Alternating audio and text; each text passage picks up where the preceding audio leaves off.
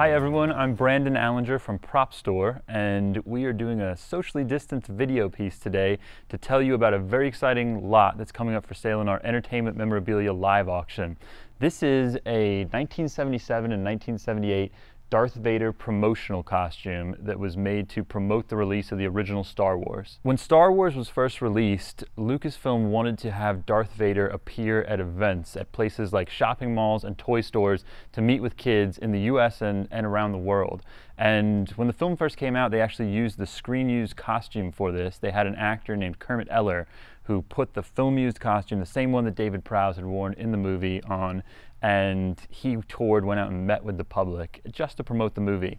Lucasfilm quickly realized that they were going to do more of these promotions and they were going to need more costumes. They were going to send Darth Vader to Europe and to Australia, and this particular example toured Australia for some time after the release of the movie. So it was made specifically as a promotional costume, but it does have a lot of Star Wars history because it is from those very early days, 1977, 1978, when it was just one film called Star Wars, and Darth Vader was obviously at the center of it all. It was made by many of the same people or from the same molds that the film-used costume was made from. So some of the soft parts were made by Bermans and Nathans, the costume house in London that made the soft parts for the film-used costumes.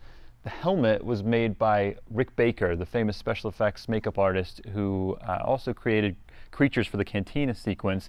He was hired to make a mold of the movie-used helmet and create about 5 additional helmets that were used specifically for touring purposes. This is one of those 5. The chest armor and the chest box are also molded off of originals. The belt is custom made from aluminum boxes.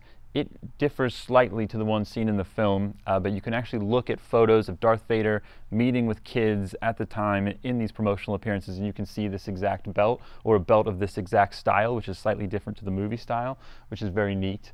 What I'd like to do today is to disassemble the costume and show you the interior of some of the components and some of the labeling that's in the suit so that you get a better sense of the history and the composition of the costume.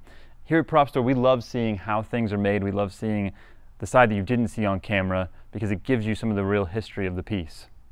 So we're going to take a couple of the components off the mannequin now so we can get a better look at them. I think you'll enjoy it.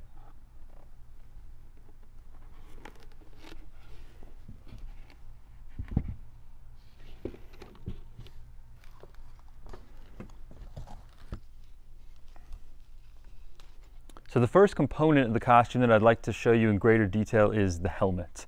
Darth Vader's helmet, obviously one of the most recognizable masks or helmets in film history. It's a well-known story, but the helmet was designed by Ralph McQuarrie, working directly with instruction from George Lucas. McQuarrie did the sketches for Darth Vader, he said, in a single day. You know, there was just a handful of sketches that really defined this character. And then British sculptor Brian Muir brought the helmet to life in 3 dimensions, working closely with John Mallow, the costume designer, and John Barry, the production designer. And once he had a clay sculpture, they made a mold of it and they cast the helmet for the film in fiberglass. Now this helmet was not film used. This was made specifically for promotional and touring purposes shortly after the first movie. And this was made by Rick Baker. Rick made a mold of the film used helmet and then he cast about 5 of these for use in these promotional costumes. It's interesting, when we take a close look at this helmet, we can see that in the top of the forehead there's a number, and this one's actually numbered in red marker. It says number 1. We're aware of two other Rick Baker touring helmets that still exist today. They're both in the George Lucas collection. This is believed to be the only first film Rick Baker touring helmet that is in private hands today. And you can see there's definitely been some work done on the helmet over the years. It was originally, the gray color was a very metallic, sort of sparkly gray. It's been refinished to a gray that has a bit more of a green tint in it. We believe that the refinish work is vintage, that it was done some time ago. It was probably done while the costume was on the road. It was being used, it was being handled, you know, possibly dropped, and it took some wear and tear. So at some point, someone who was working with it refinished it. You can see that when it was refinished, the original grills in the teeth here and in the chin vent were removed. We know that those grills were installed at one time because you can see a spray pattern remnant of them on the inside of the teeth here. It's likely that the eye lenses were also changed. The eyes that are in it at the moment are fairly crude. It's just a sheet of amber plastic that's been put in with gaffer's tape. We can also see that at one time there was foam padding in the helmet. You know, there's remnants of yellow foam and spray glue here that again were probably just removed as it wore and deteriorated from use on the road.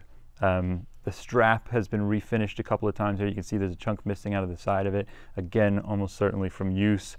These are likely not the original straps. The straps were probably changed at some point on the road.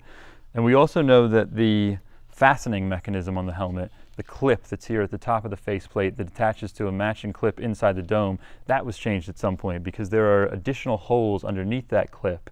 And we believe that originally it had a 3-tab mounting system very similar to the film-used helmet. For whatever reason, that may not have been working well, and so they made the decision to change to this metal clip system. But this is, we believe, the only first film Rick Baker touring helmet that is in private hands today. And even more significant than the faceplate is the dome of the helmet. And the reason for that is that this exact dome was used for the photo shoot that led to the Empire Strikes Back Advance poster. So if you know that poster, it's basically a slightly blurry image of Darth Vader's helmet in a star field. And when you look at that poster, you're seeing this exact dome. This is the dome that they used for that photo shoot. And we know that because we've been able to study some of the high-resolution photos that were taken during that shoot, and you can compare them to some of the wear and the unique marks that are inside the dome. So a couple of noteworthy things about the Rick Baker helmets.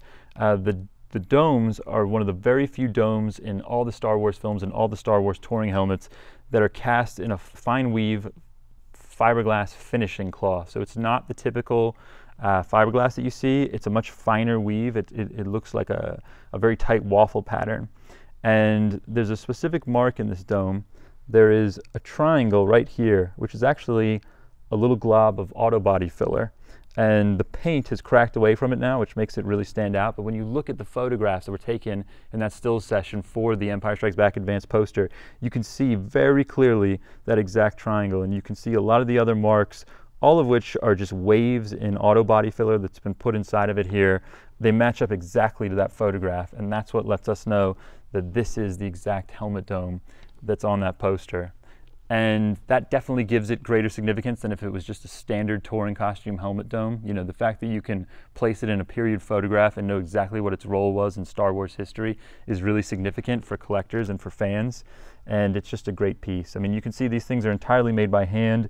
You can see the wood blocks that have been fitted in here, again with auto body filler, and the metal clip that's been mounted to allow them to mount it to the faceplate. The helmet alone would be a great piece, but to have the helmet with the rest of the suit is pretty special. I'll show you a couple of other pieces here of just 1970s charm. This is the chest box. So just like the helmet, they made a mold of the real chest box. This is a casting of that. It's made in fiberglass. It has the leather straps adhered to it. The leather straps are actually made in brown leather that's been colored black. And what I love about the chest box is just the wear and tear on it. You know, if you look at the top of it here, you can see the marks. That's where the chest armor that sits at the top of Vader has been, you know, rubbing along the edge as he's been walking around shopping malls or whatever it may be. Great character, and it's really the character that brings these things to life and that shows you the use, that shows you the fact that this thing was a part of promoting Star Wars for many months, possibly even many years. The next piece that I'd like to show you on this costume is the belt. I love the belt. Let me make a bit of room for it here. So the belt is obviously a strip of leather with a custom metal buckle at the front, Darth Vader's belt buckle. Also on the belt are the belt boxes, which are something that Star Wars fans have noticed and studied for many years. And these boxes are basically found project boxes that they would use to do little electronics projects or kits with in the 1970s.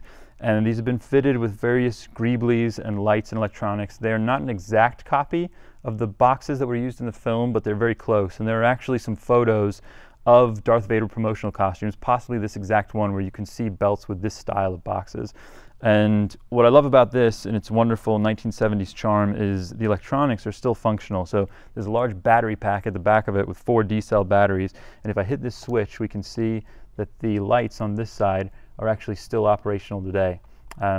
This side is gone. I don't know if the bulbs are bad or if it's a wiring issue, but these are the original 1970s light bulbs, which are still in operation, which is pretty neat. And when you look at this thing, it's completely homemade. You know, the hook on the back of it to attach to the other side is just a bolt that someone's pushed through and bent with a pair of pliers. That's what grabs the other side and allows it to work. And it speaks to the fact that, you know, these things are not mass manufactured. They're made by a team of people in a workshop who are just putting together things with the materials on hand. I've taken you through some of the armor components of the costume. To touch on the soft parts for just a moment, you have the cape, the undercape, the tunic with the leather sleeves, the leather pants, the codpiece, and then both the vest and the gloves are actually replicas that were added for display because they were missing from the suit. But the leather sleeves and the leather pants especially have got great age and wear to them, and the codpiece has a Bermans and Nathan's label in it. Bermans and Nathan's was the costume house where many of the soft costumes for Star Wars were made, and the label actually has the name Darth Vader, V-A-R-D-E-R in it, and it has an inventory number on it that places it specifically as a touring costume for the first film. So that Bermans and Nathan's label is, in my opinion, one of the most wonderful things about this costume because it really places it, and it places that soft component as something that was made in London shortly after the release of the original Star Wars.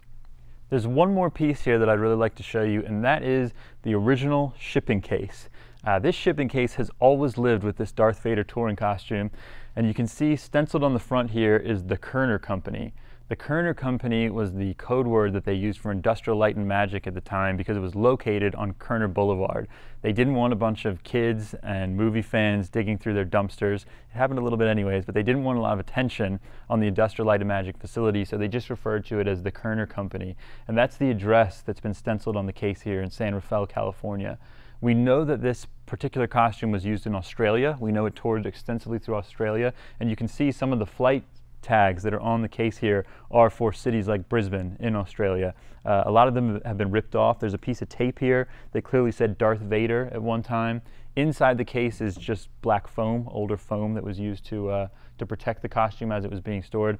But the case is almost a relic in itself and tells a real story. I mean, look at the number of flight labels that are on it, and then the Kerner Company, which is so tied directly to Lucasfilm, Star Wars, Darth Vader, and the whole thing, that it's really a wonderful piece on its own and a great piece to be able to display with the costume. This Darth Vader promotional costume is one of the highlight lots in Prop Store's Entertainment Memorabilia Live Auction, which is taking place August 26th and 27th.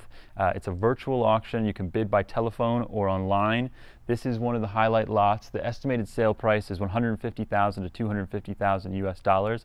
It's the only Darth Vader promotional costume that we've ever handled at Prop Store, and we believe it's the only first film promotional costume that's in private hands today. So it's quite a star piece. The complete catalog for the auction is online, and you can view it at our website, propstore.com.